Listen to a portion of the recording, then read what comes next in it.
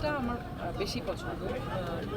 ক্রিকেটটা আমি একটু খেলতে পারি দেখে না বেশি পছন্দ। ফুটবল অনেক কঠিন খেলা আমার মনে হয়। ফুটবল যারা খেলে মানে ক্রিকেট যারা খেলে সেটা একদম সহজ খেলা, আমি এটা বলছি না। মানে ক্রিকেট আমার ছোটোবেলা থেকে বেশি পছন্দ ছিল, এই জন্য মানে ক্রিকেট নিয়ে আগ্রহ বেশি।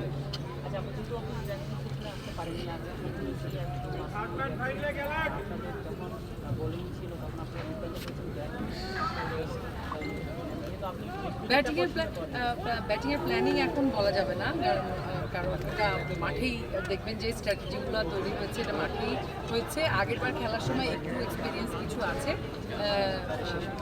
সেটা যখন মাঠে আমরা ব্যাটিং করবো তখন সবাই দেখলে বুঝতে পারবে।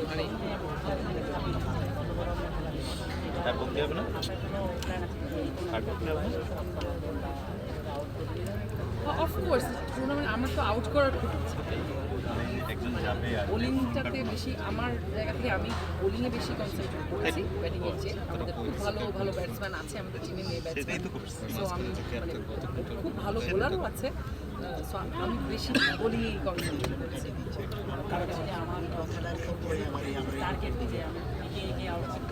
না আমি আমি যদি পারি তো আউট তো সবাইকে 6 বলে 6টা উইকেট নিতে কি করবে?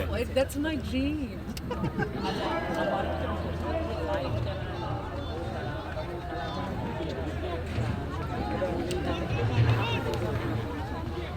আমরা তো খুবই এনজয় করছি, আমরা সবাই অলমোস্ট এখানে। ইউজুয়ালি তো আমাদের কারোর সাথে কারো দেখা হয় না। তো এখানে সবাই যদিও আমরা আলাদা আলাদা টিমেই খেলছি, তারপরও সবাই এসে সবাইকে আমরা কুশলাদি বিনিময় করছে, গল্প হচ্ছে, দেখা হচ্ছে অনেকদিন পরে। সবাইকে দেখে সবাই দৌড়ে যাচ্ছে একজন একজনের কাছে। So it's fun, it's interesting. এমন না যে আমরা আলাদা আলাদা টিমে খেলছি দেখে আমরা একজন আরেকজনের বিপরীত পক্ষ। আমাদের পক্ষ একটাই, খেলবো যখন মাঠে তখন পক্ষ হয়তো আলাদা। এবং আনন্দ দুঃখ যেটাই হোক না কেন, হার জিত সবাই, সব আনন্দ দুঃখ আমরা একসাথে ভাগ করছি। হ্যাঁ, of course my brother is here. ও হচ্ছে ধানমন্ডি ক্লাবে খেলে। সো ওকে আজকে সকালবেলা ফোন দিলাম যে তুই আয় আমার হেল্প চলে আসছে। ও আসছে, ও সকাল থেকে আমাকে হেল্প করছে। সংগ্রাম আমাকে শেখালো, যে বোলিং শেখালো, কিছু ছোট ছোট ট্রিক্স শেখালো। সেই ট্রিক্স এখন বলা যাবে না ক্যামেরার সামনে, তো দেখা যাক।